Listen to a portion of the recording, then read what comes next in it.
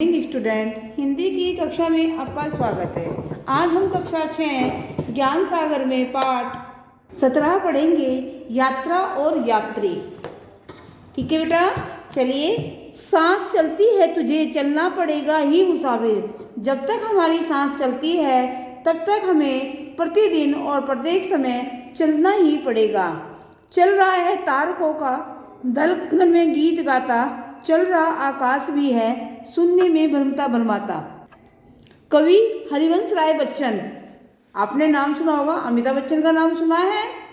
Yes, फिल्मी hero Amitabh Bachchan. उनके पिता थे हरिवंश राय बच्चन, जो कवि थे और बड़ी अच्छी अच्छी उन्होंने कविताएं लिखी हैं। ये कविता भी उन्होंने ही लिखी है।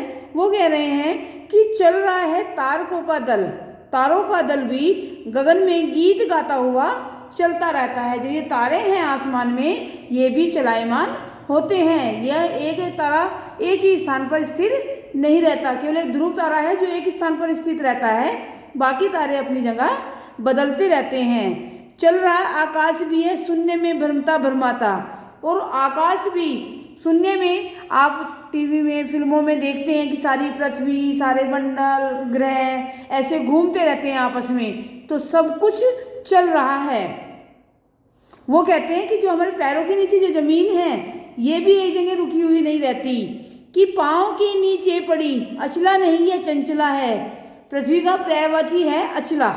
अचला माने जो ना चलने वाली, लेकिन कवि कहते हैं कि यह भी चलती है, यह अचला नहीं है, यह चंचला है। क्योंकि आप लोगों ने सुना होगा कि पृथ्वी भी सूर्य की परिक्रमा करती है। जब पूरी एक परिक्रमा कर लेती है, जब पूरा एक साल हो जाता है। एक कण भी, एक क्षण भी एक तल पर टिक न पाता। एक कण एक क्षण के लिए भी जमीन पर कहीं नहीं टिकता। तुरंत कभी हवा आती है, आंधी आती है, तूफान आता है और कुछ ना कुछ उड़ करके इधर उधर जाता रहता है। ये नहीं कि जो जहाँ रख दिया हमें वहीं पर रखा मिलेगा। आप अपने घर में देखिए, हम कितना ही अपने घर को कवर कर दें, लेकिन घर के अंदर धूल मिट्टी फिर भी आ जाती है। तो कैसे पहुँचती है? क्योंकि वो मिट्टी चलायमान है, चलती है। हमारे बेड पर मोटे मोटे गद्दे होते हैं, उसके नीचे ही मिट्टी पहुँच जाती है। कैसे चलती है वो? तो सब कुछ चल रहा है कि कण चलता है, और वो चलते प्रत्येक क्षण चलता ही रहता है।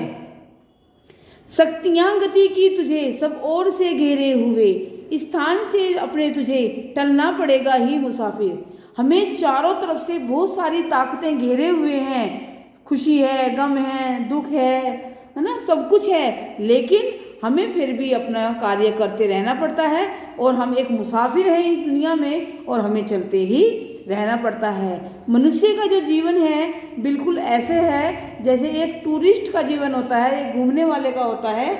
जिस प्रकार से हम कहीं घूमने के लिए जाते हैं तो हम 3, 4, 5, 10 जितने दिन के लिए भी जाते हैं, हम किसी स्थान पर जाकर रहते हैं। बिल्कुल ऐसे रहते हैं जैसे हमारा घर है। हम खाना पीना, नहाना धोना सब कुछ करते हैं, लेकिन कुछ समय के पश्चात हम वापस अपने घर आ जाते हैं। ऐसे ही मनुष्य का जीवन है।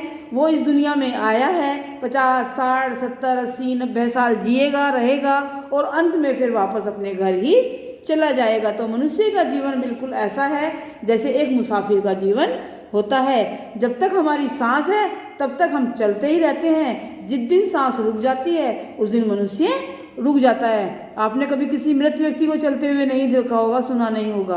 तो जब तक सांस चलती है तब तक मनुष्य चलता है। जिस दिन ये सांस चलनी बंद हो जाती है, मनुष्य भी चलना बंद कर देता है। तो सांस चलती है तुझे चलना पड़ेगा ही मुसाफिर। जब तक हमारी सांस चलती रहेगी तब तक हमें चलना ही पड़ेगा। इसीलिए कहते हैं कि सांस चलती है और तुझे चलना पड़ेगा। तो आपने कविता पढ़ी, इस कविता को आप बार बार सुनेंगे तो आपको इसका अर्थ समझ में आ जाएगा। Okay, bye.